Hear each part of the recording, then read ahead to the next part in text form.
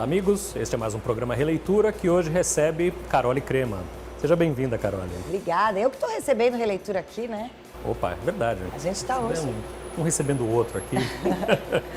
Carole, eu queria começar, você está aqui cercada de doces por todos os lados. É verdade que você gastou o teu primeiro salário todo em chocolate? Chocolates e doces, não foi só chocolate. Tinha bala, chiclete, A lenda é mais coisas completa, também. então, né? Pois. Eu sempre fui muito formiga, muito mesmo.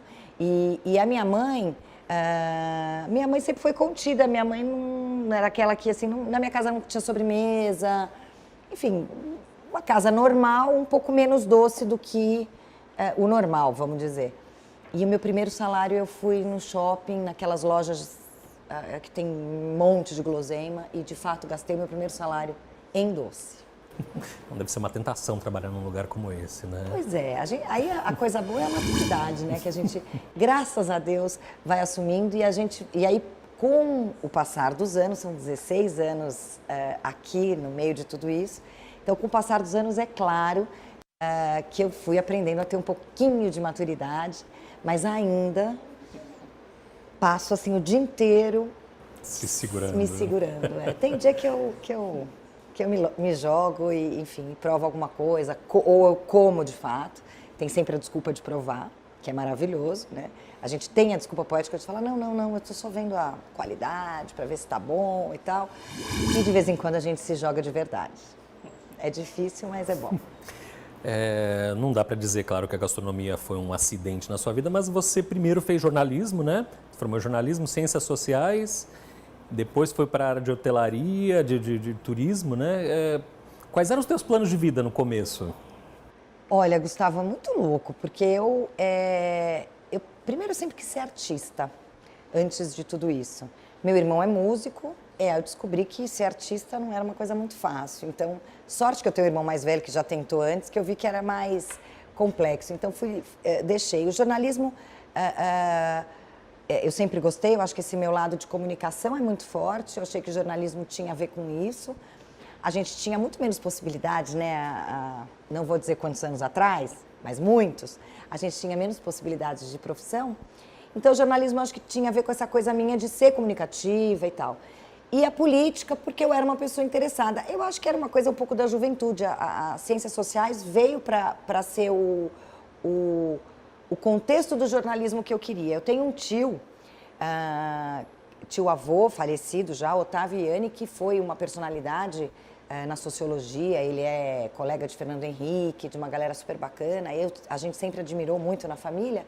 Então, um pouco por admiração ao tio Otávio e um pouco para dar uso ao jornalismo, as ciências sociais vieram, eu tinha essa coisa pela ciência política. Mas uma doce ilusão, porque no fundo, de intelectual eu não tenho nada, até tentei. Eu acho que hoje, obviamente, com maturidade seria muito mais interessante eu poder trabalhar isso, mas não... Ficou, né? Ficou, de fato, para trás. E aí eu descobri, trabalhando a questão do turismo. Na época, hotelaria era uma profissão nova. Então, uma vez que eu já trabalhava em turismo, eu não sou uma pessoa ambiciosa, de jeito nenhum. Mas eu sempre tinha uma orientação, assim, não. Eu sempre tinha, sabe uma coisa ali na frente? Eu acho que o brilho no olho lá na frente de dizer, não, eu quero uma carreira legal, independente do que fosse. E aí, pensando nisso... como eu me encantei pelo turismo, fui trabalhar com turismo meio que por acaso, porque eu tinha 18 anos, achava que não sabia fazer nada, acho que não sabia mesmo. E tive essa oportunidade numa agência do pai de uma amiga, uma coisa muito por acaso. E aí, quando eu comecei a trabalhar no turismo, eu me apaixonei.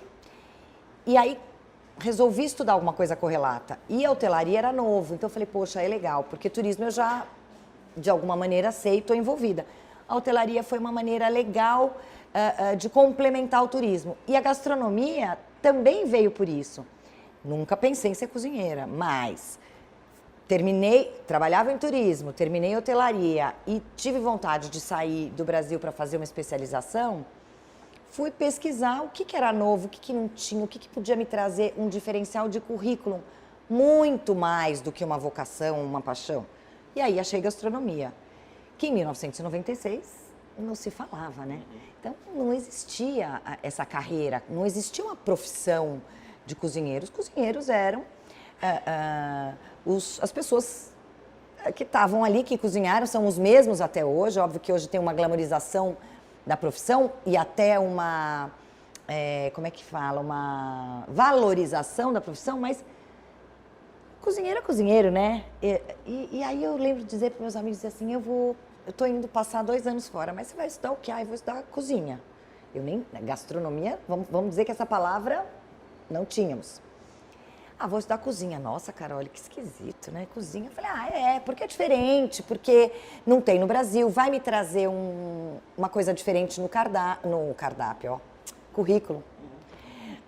E fui meio que orientada pelo trabalho, pela possibilidade de uma coisa nova, de uma coisa mais, de uma abertura maior na minha carreira. E aí eu me apaixonei. E aí eu digo que... Foi na Inglaterra primeiro, né? Foi lá.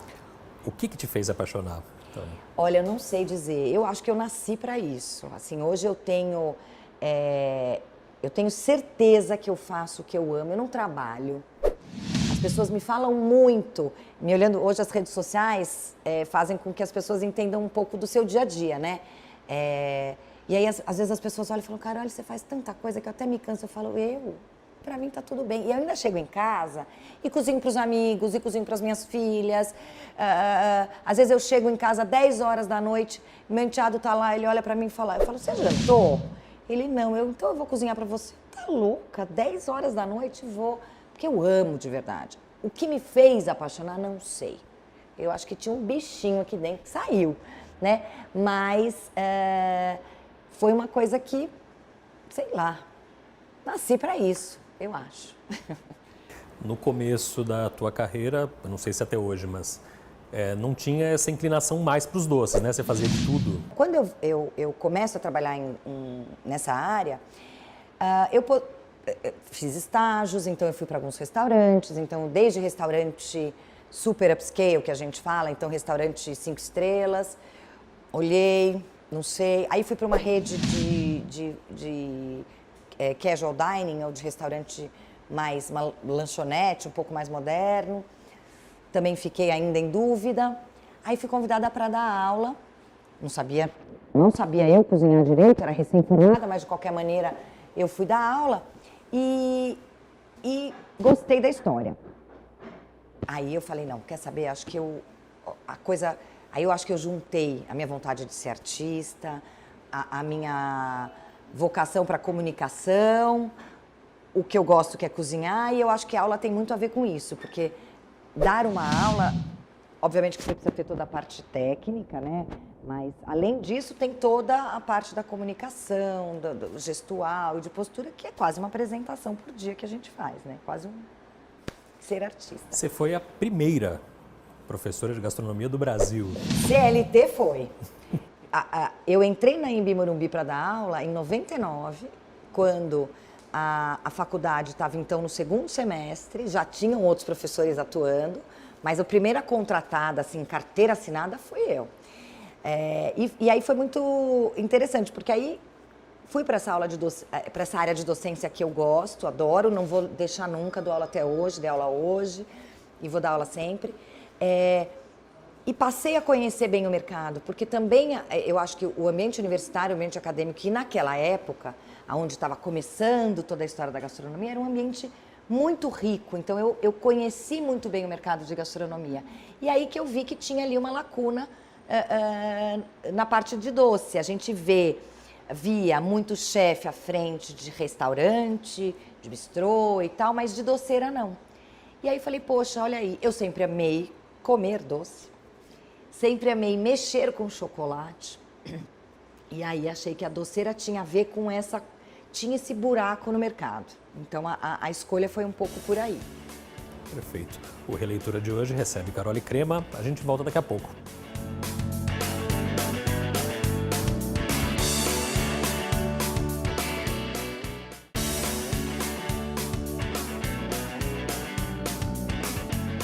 Estamos Estamos de volta com Releitura, que hoje recebe Carole Crema. Carole, você no bloco anterior estava falando da popularização dos cursos de formação na área de gastronomia. A gente vai falar um pouco mais para frente do que seja doce de outros programas do gênero, mas como que você vê essa popularização do tema?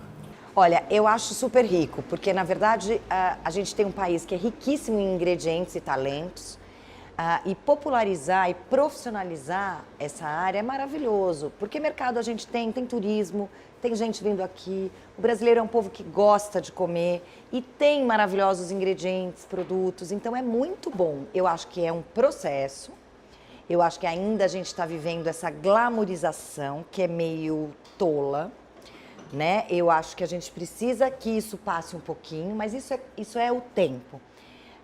E a gente tenha, de fato, uma hierarquia, um histórico. Né? O que é o correto, eu vejo? É como hoje a gente tem na Europa, que é o velho mundo, então tem isso há muito tempo, que uma pessoa que se forma em gastronomia, ela vai para a base ali do restaurante. E o tempo, e a experiência, e o talento vão levando essa pessoa para o topo.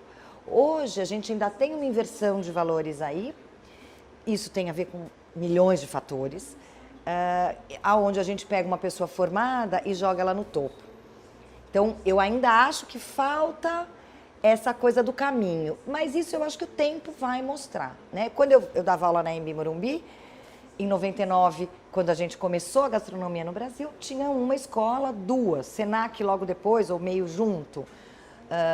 E agora, 20 anos depois, a gente tem mais de 1000 escolas de gastronomia no Brasil. Então, isso vai acontecer, porque não tem lugar aqui em cima para todo mundo. Então, naturalmente, a gente vai tendo essa hierarquização da carreira, que eu acho bacana. E o público também fica mais exigente, isso acaba valorizando os bons profissionais, né? Exatamente. As pessoas estão aprendendo a comer, estão aprendendo a valorizar as coisas. Então, isso é muito rico, é bem isso. É uma construção, isso vai levar 100 anos. Mas a gente está aqui. Bom, você é brasileira, você fez cursos na Inglaterra, passou pela Itália também, deve estudar gastronomia de todos os países do mundo. Qual que te agrada mais? Olha, para comer, Itália e Portugal. Qualquer coisa na Itália ou em Portugal. Me esquece num boteco. Fala, olha, esse aqui, ninguém vai. Tudo lá é bom. Para mim, na Itália e em Portugal. Eu acho que os Estados Unidos têm uma metodologia maravilhosa para quem quer estudar gastronomia. Então, metodologia é americana, não tem jeito. E a essência é francesa. O francês é o código, né? Então, ele é aquele... É a espinha dorsal, é onde a gente vai se inspirar. Os espanhóis modernos, eu acho que não tem um melhor, né? Aí, se a gente for para o lado oriental, o Japão é riquíssimo, é de chorar. Eu não gosto de comida japonesa, mas no Japão, de olhar as pessoas trabalhando com senso estético, o respeito com o ingrediente, com a natureza, de não comer nada que não seja da época. Então, eu acho que é um pouquinho de cada. A gente tem que misturar tudo para sair o melhor. Uhum. Os doces brasileiros são os teus preferidos? Eu acho. Brasileiros e portugueses. E aí a gente tem que dizer que aleluia, a nossa colonização, porque a quantidade de açúcar, o tipo do doce... o nosso doce tem tudo a ver com doce português, eu acho que não adianta, é o que eu mais adoro mesmo, não tem jeito. Perfeito. Doce brasileiro com muita fruta, né, também. Exatamente, quer dizer, além da gente ter aquela colherinha de açúcar a mais, tem toda a riqueza de ingrediente. O que a gente tem de fruta, de castanha, de possibilidade, é muito legal. A gente tem muitas possibilidades, então isso é muito rico, né? Coco, gente, vamos falar, se a gente falar de coco, a gente já tem um universo gigante, enfim, é muito bom. Os cozinheiros normalmente são criadores, são artistas, né? Como é que conciliar essa alma de artista com o trabalho de gestora que você tem que ter também, de empresária? Aí dá pau, né? Aí dá problema no banco, aí a gente tem problema no fisco, porque esse é o lado... doce e delicioso, que é o seguinte, a gente, quando resolve empreender, é um sofrimento muito grande, porque são lados que se chocam o tempo todo. Porque o lado artista é irreverente, ele é indisciplinado, ele não tem budget, né? Ele é sem, como é que chama? Orçamento. E o lado gestor é absolutamente o contrário. Então, assim, o que eu tenho a dizer é assim, eu errei muito até chegar ao que eu hoje, onde eu estou hoje, no lado gestora, né? Então, eu dei grandes acertos na área artística e muitos erros na área gestora. Eu acho que o que a gente precisa, todo artista precisa ou de alguém muito bom de gestão junto, e também precisa entender que precisa estudar. Eu passei muitos anos achando que, não, basta eu saber fazer... Não, eu cozinho muito bem, ou meus doces são muito gostosos, eu não tenho que aprender a fazer conta, tem que aprender a fazer conta. Né? Ou vai trabalhar para alguém. Porque as duas coisas é um conflito que eu acho que... eu gosto de dar esse conselho para as pessoas. As pessoas me chamam muito para falar de empreendedorismo e a coisa que eu mais gosto de deixar como conselho, né? É isso. Tenha a sua arte, mas mais do que isso, olha os números, presta atenção, porque é responsabilidade, é dinheiro, é tudo isso, né? E não adianta só a gente ter paixão, tem que ter os dois. Você estava falando de gourmetização antes, é uma moda que incomoda um pouco, né? Essa coisa de tornar a comida inacessível. Como é que você vê isso? Você já se posicionou várias vezes contra esse processo de... Eu acho super complicado. Eu acho assim, primeiro a palavra gourmet já passou do ponto, já não tem mais que ser usada. Eu acho que a gente precisa valorizar uma coisa bem feita. E valorizar uma coisa bem feita não basta só por um nome, gourmet. Ou o ingrediente mais caro é gourmet. Não tem isso. A gente precisa saber valorizar as coisas sem necessariamente colocar no jargão e popularizar. Porque aí já nem mais o que é gourmet. Porque hoje, se você... Brigadeiro gourmet. Gente, brigadeiro é brigadeiro. E só. Pode ser brigadeiro com excelentes produtos. Mas é brigadeiro. Não tem como brigadeiro ser gourmet. Não existe para mim essa... O que é gourmet? Gourmet, eu acho que eu nem sei exemplificar, mas é um jantar inteiro, super frugal, com vários pratos, com etapas. Isso, experiências são gourmet. E não trocar o granulado nacional pelo importado, isso vai transportar, não. Então, eu acho que tem que rever um pouco, né? Acho que a gente precisa aprender a entender o que a gente come, sem nomenclatura. Valorizar bons ingredientes, valorizar a boa comida, um bom serviço. E só. Perfeito. Estamos conversando com Carole Crema. A gente volta depois do intervalo.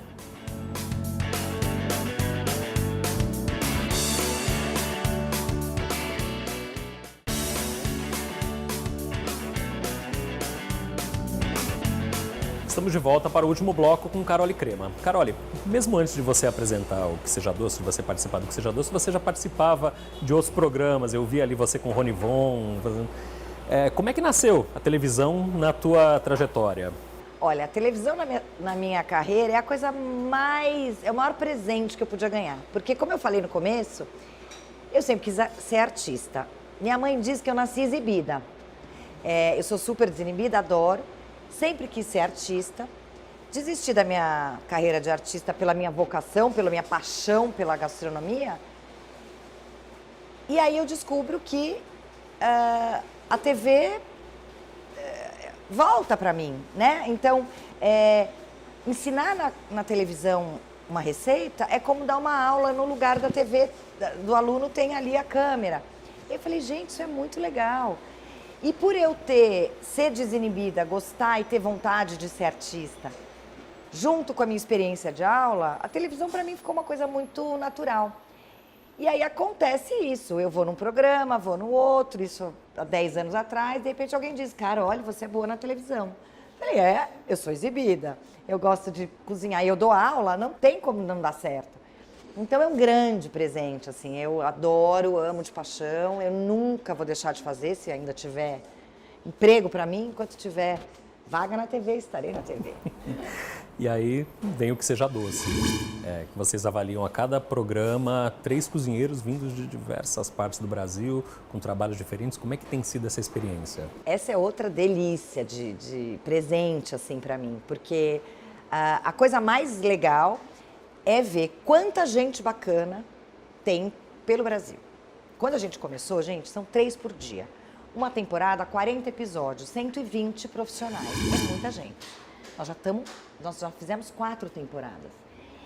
E toda vez que acaba uma temporada, a gente ainda pensa, nossa, será que ainda vai ter competidor para vir? E sempre tem. E a gente sempre é surpreendido. Então é muito lindo ver que tem tanta gente que gosta de confeitaria, que tem a vontade de colocar a cara ali.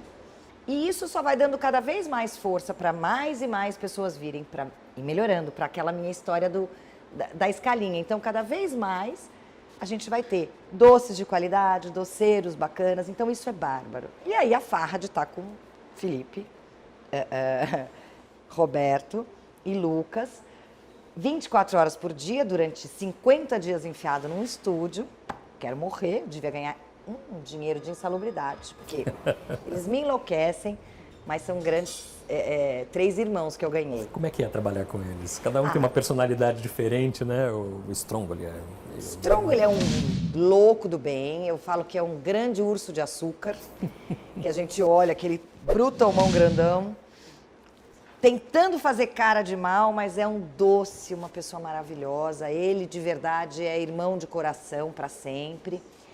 O Lucas é talentosíssimo, o Lucas é um menino que me ensina muito, ele é muito estudioso, ele é CDF, coisa que eu nunca fui. Então é muito, muito bom, é muito rico estar perto do Lucas, porque ele sempre me ensina muito, muito, muito. Ele me ensina coisas e me ensina onde buscar coisas também, referências, ele me ensinou coisas muito legais. E o Felipe é um príncipe, é um lorde, ele é chiquésimo, ele é muito educado, ele é muito bom na cozinha também. Um cara inteligente, um cara que gosta de política. Então, a gente tem ali um pouquinho de tudo.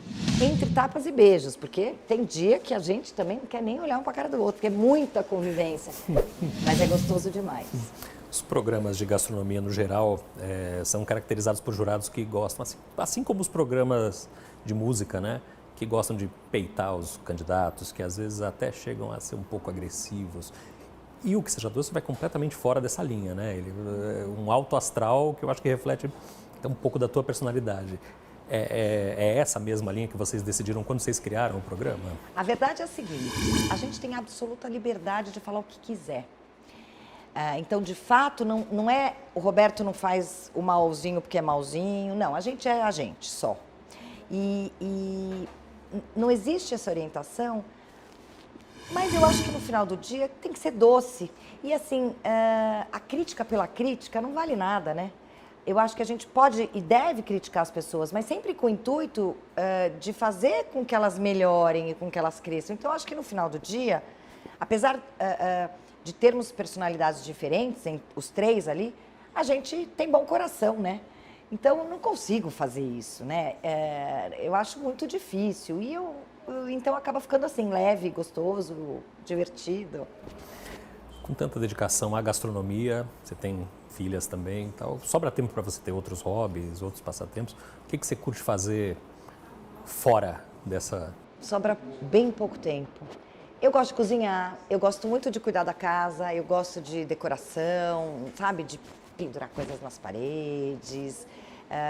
Então acaba que meu hobby o tempo que eu posso é estar em casa, é dar tempo de qualidade com a família. Isso eu prezo demais. Então é isso, hoje em dia não tem hobby, porque eu acho que meu hobby é meu trabalho. Já tá bom, né?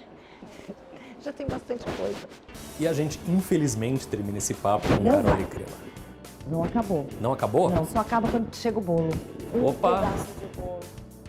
Não dá pra sair daqui, ó, e terminar sem eu oferecer um pedaço de bolo. Poxa, Agradecer. olha a honra, gente. Pois é. Esse tem que ser o desfecho. Agora você pode encerrar. Sem querer que você está cortando? Queria te agradecer demais a gentileza de nos receber aqui. Muito obrigado, Carole. Obrigada e que seja sempre doce. Sempre doce. A gente se vê na próxima semana.